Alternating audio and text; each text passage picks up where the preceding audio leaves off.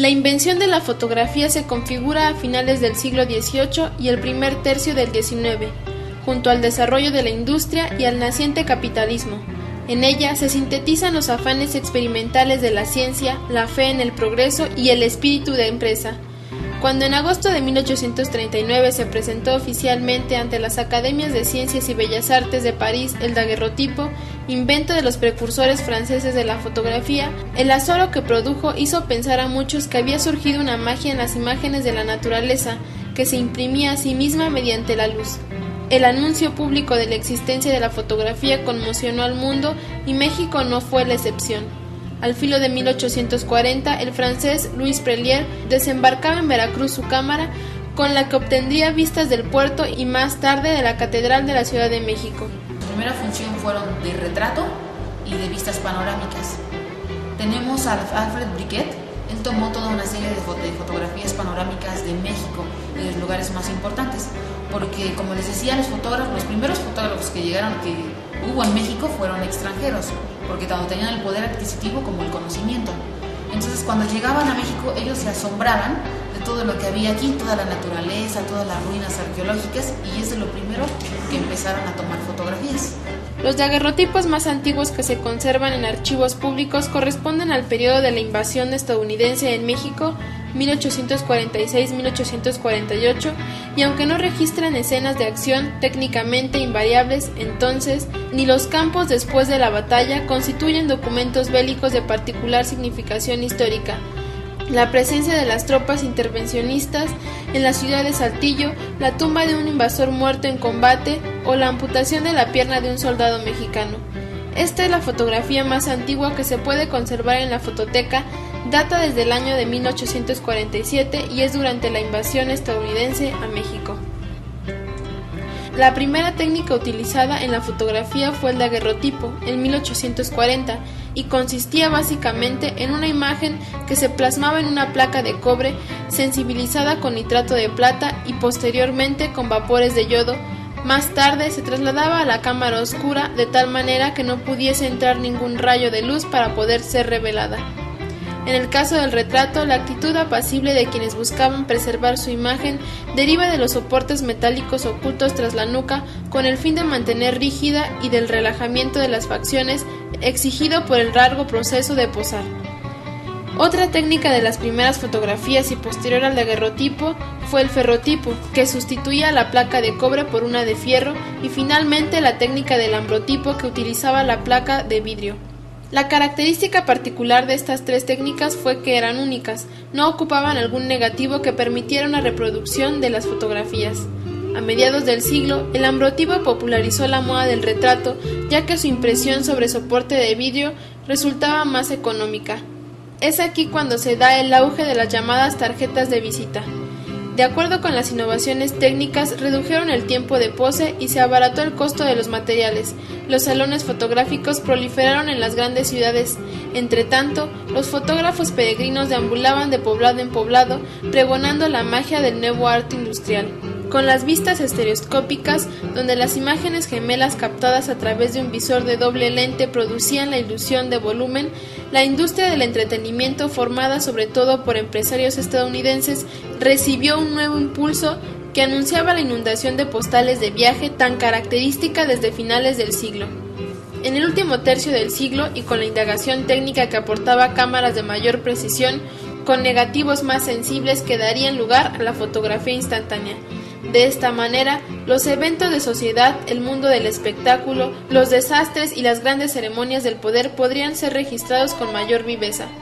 Quizá el mayor aporte de la fotografía instantánea reside en haber dado lugar a la formación de un nuevo tipo de fotógrafo, el reportero, y el nacimiento en 1895 de una modalidad distinta de industria, la prensa ilustrada.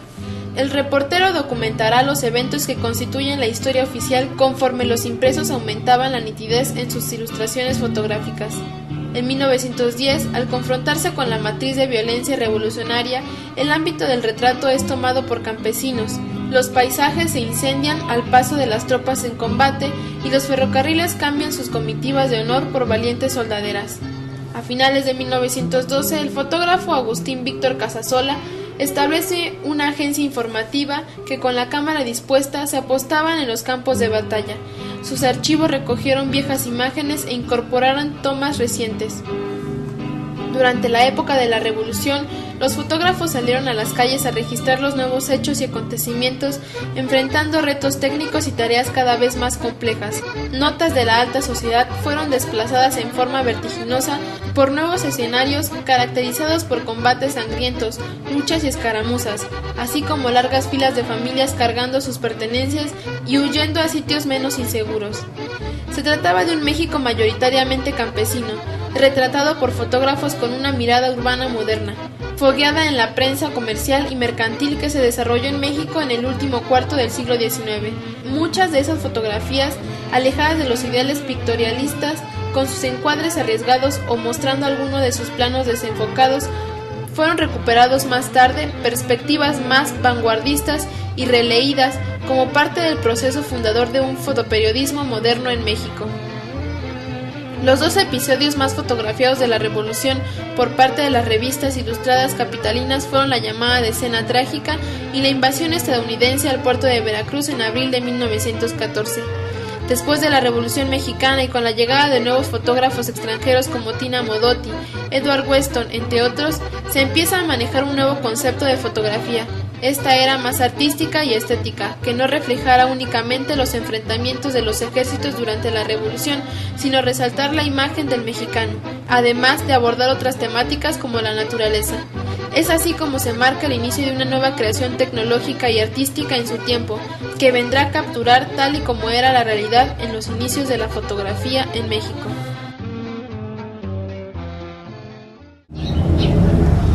Bienvenidos, nos encontramos en el Museo de la Fotografía aquí en Pachuca Hidalgo, en el cual conoceremos la historia de la fotografía, desde los acervos de los hermanos Casasola, Tina Modotti y Guillermo Caló, entre otros. Los invito a conocer algunas de estas fotografías y exposiciones.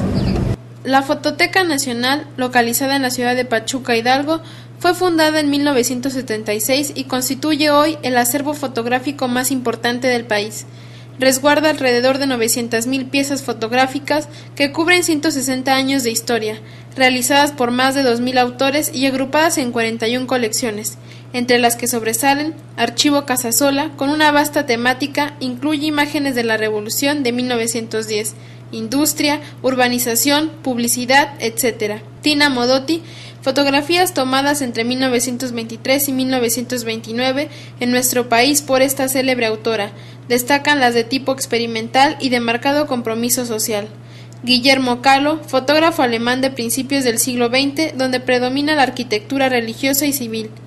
Nacho López, uno de los pioneros del fotoperiodismo en México, el fondo contiene imágenes sobre la vida cotidiana en la Ciudad de México, el cine y el registro etnográfico, entre otros temas.